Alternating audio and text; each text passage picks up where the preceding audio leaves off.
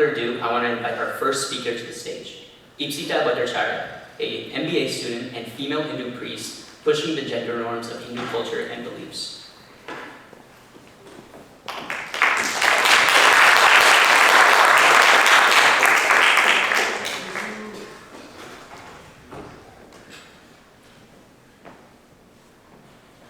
How many of you here have been to an Indian wedding? Can I see a quick show of hands? Quite a lot. Don't worry, I'm not going to ask you to do a Bollywood number. Absolutely not doing that.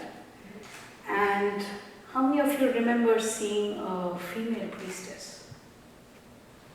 Well, I think that explains the topic for today. Neither did I. And hence I decided to lead the change, to be one of the first Hindu priestesses, not just in the country that I come from, India, but worldwide. So let's first take you through what's my journey been.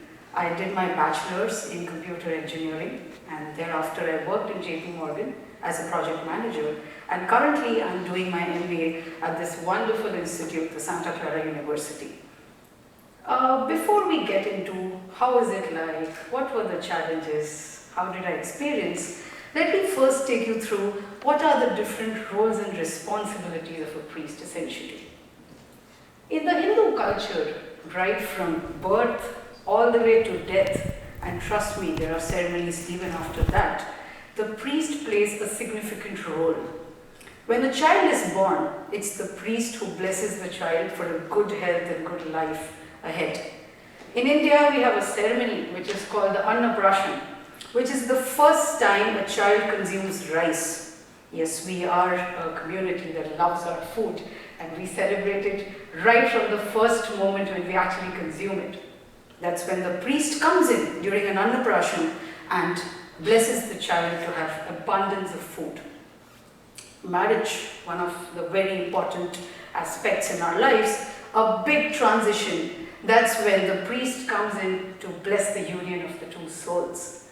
From housewarming to getting a car to having a baby shower, a priest has a significant role in getting the sanctity of the ceremony in all of these events. I mentioned that even after death, there is a role to play. And what is that? At the time of a death of a Hindu person, the last rites is usually conducted by the family, where the priest guides them, helping them cope with the grief. A year later, we have a ceremony known as the Barsi. Essentially, Barsh in Hindi means a year. After a year, you express gratitude to the departed soul. And that's when you pray that this soul moves towards a self-realization away from the material freedom. So essentially, these are, the things that a priest or a priestess needs to do. Let's see, where did this start for me? I think my family had a huge role in attuning me to the spiritual and religious practices. I grew up hearing stories of my great-grandfather, Lal Bhattacharya. He was the one who was a philosophy professor, spending his entire life learning the different nuances of Hindu religion. The picture that you see on the left is the cover of his book. It's the first translation of Ramayana to my native language, Bangla. The gentleman on the right, and no points for guessing who that cute kid is. That's my grandfather, Paritosh Chatterjee, a civil engineer. One might wonder that engineer, the person's so much into science, how has this got to do with my spiritual experience? Every single day before he would leave for work, he would chant verses, Sanskrit mantras, praising the Almighty. I wouldn't understand anything because for me it sounded nice. There was a beautiful pattern, there was a tempo, a lovely music, so I enjoyed listening to it. Another thing that I noticed was my mom would religiously pray in the morning as well as in the evening. But every time there was a festival, somehow that work would be outsourced. I would wonder why on special occasions we would have a male priest who would come. Why can't she do it? So that's an observation that I feel somehow was a strong motivation for me to explore this area. Here's one of the saying from Rabindranath Tagore, a Nobel Prize winner.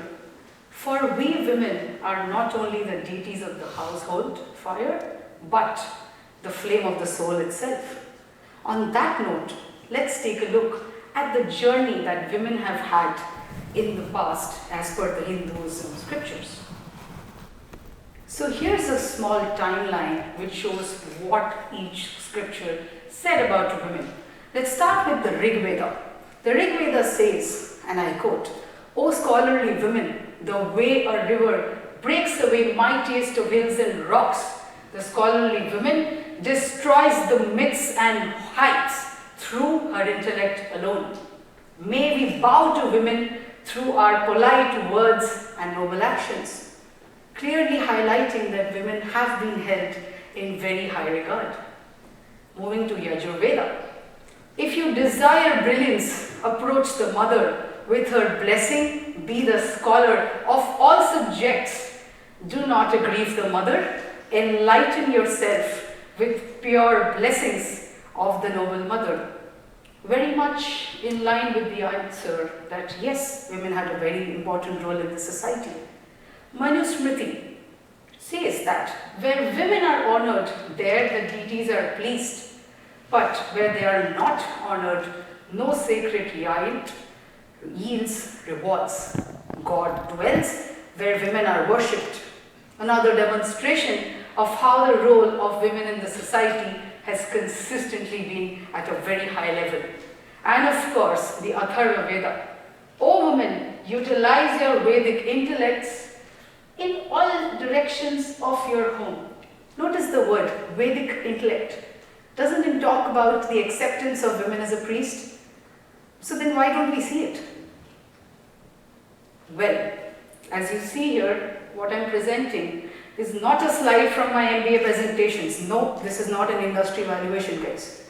Ladies and gentlemen, that's the approximate number of gods and goddesses as per the Hindu religion. 330 million gods and goddesses.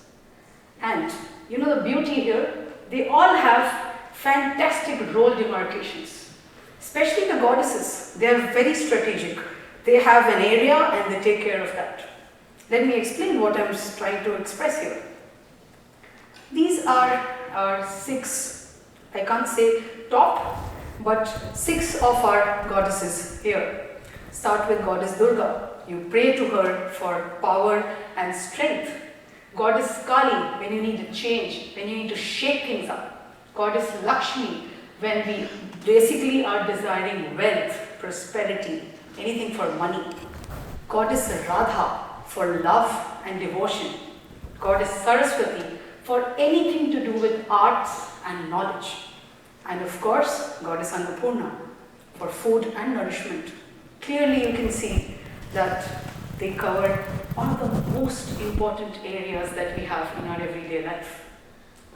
So if our goddesses were so nicely aligned, our Vedas and our Manusmriti beautifully expresses how important women have been. So why this disconnect? Why can't philosophy and reality be the same? Shouldn't it match? Shouldn't it have grown over the years?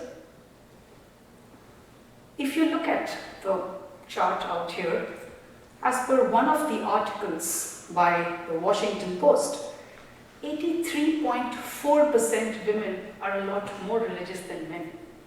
So doesn't that mean that there should be more women in religious responsibilities, in leadership positions? Why doesn't that match? At this point in time, in this area where I am trying to explore myself as a Hindu priestess, I don't have a role model. Why do you think this is? The reasons for this are actually very complex. We went from a time where there was a ceremony called Swayamvar. It's very fascinating, let me tell you about it. A Swayamvar is when a lady would declare that, hey, I want to get married.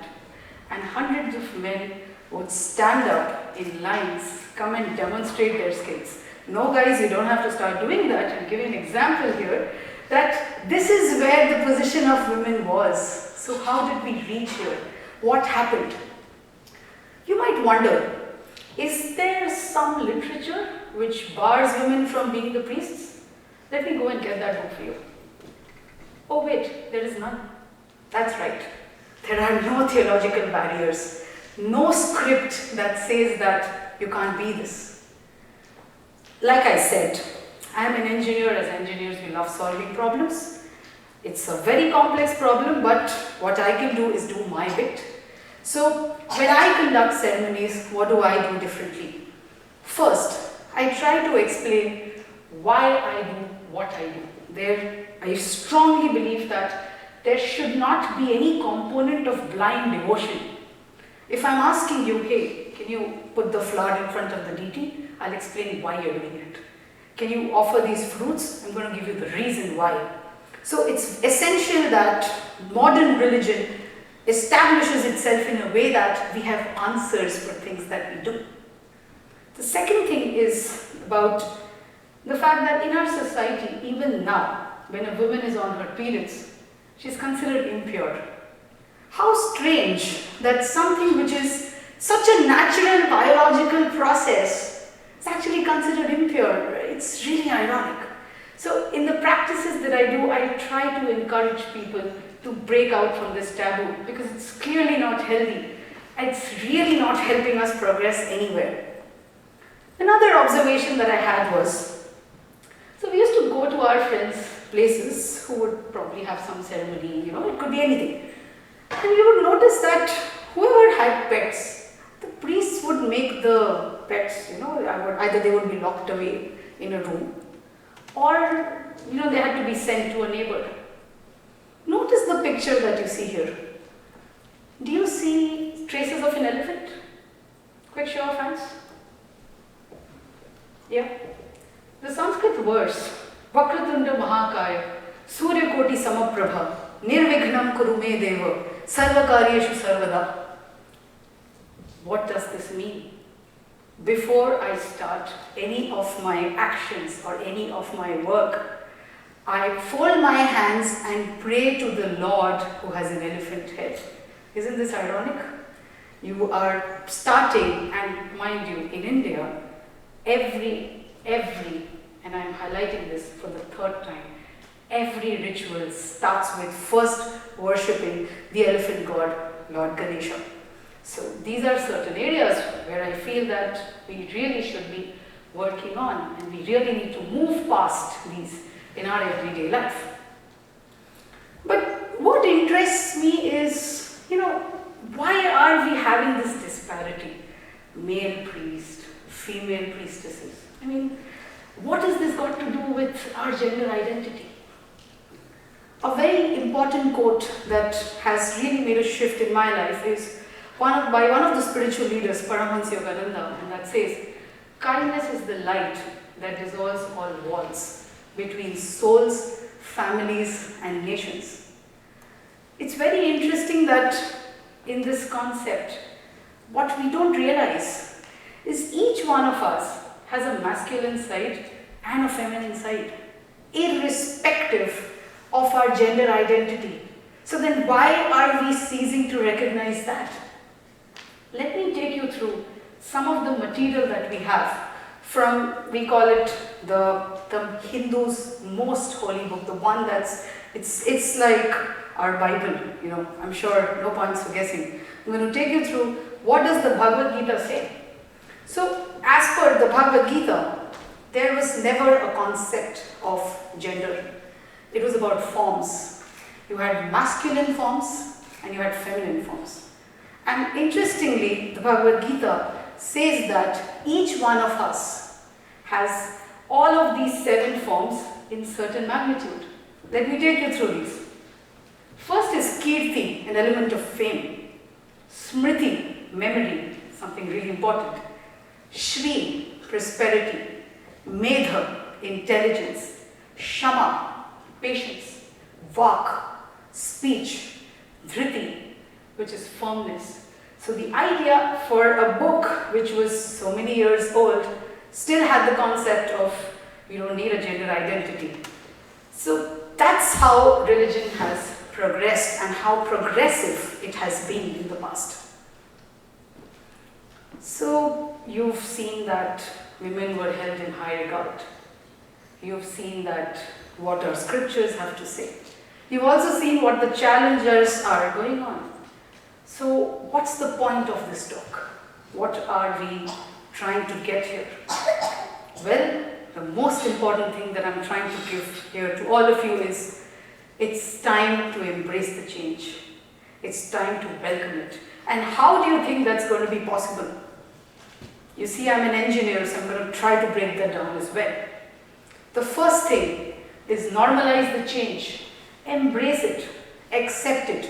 The more you accept it, it's easier for people like me and a lot others to come out and talk about it. Second is to focus on the why and not the who. What's the point of the gender identity? A person can be from any geography, can have any skin tone, any hair color. What's important in any religious ceremony is this person coming in with the right intention to help you connect to that higher power which is very much within you. It's nowhere outside. The third thing that I want you to look at here is embrace the similarity, yet the difference. This duality that we have, that we are all different, yet there is some part within us which is the same.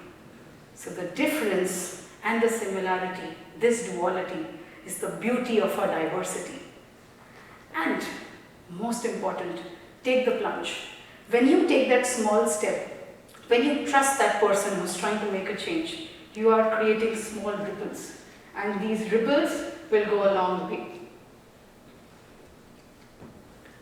As the American writer Clarissa very rightly said, the soul has no gender. There is no way you can define that.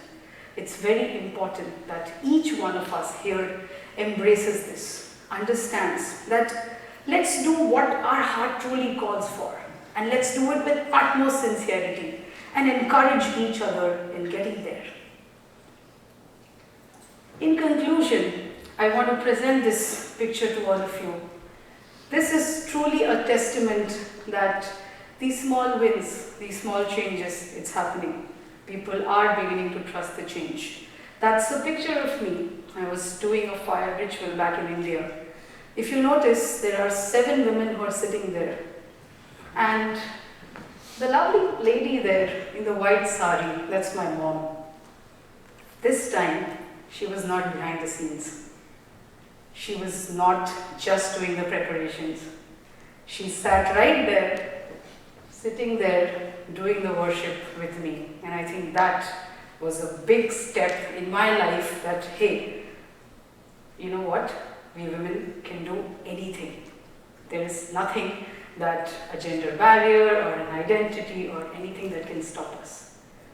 The fact that so many of you here today at Santa Clara University are here and you're listening to me is a big step, and it proves to me that change is here. Thank you so much to each one of you here for listening to me, for taking time out and being part of my story. Thank you very much.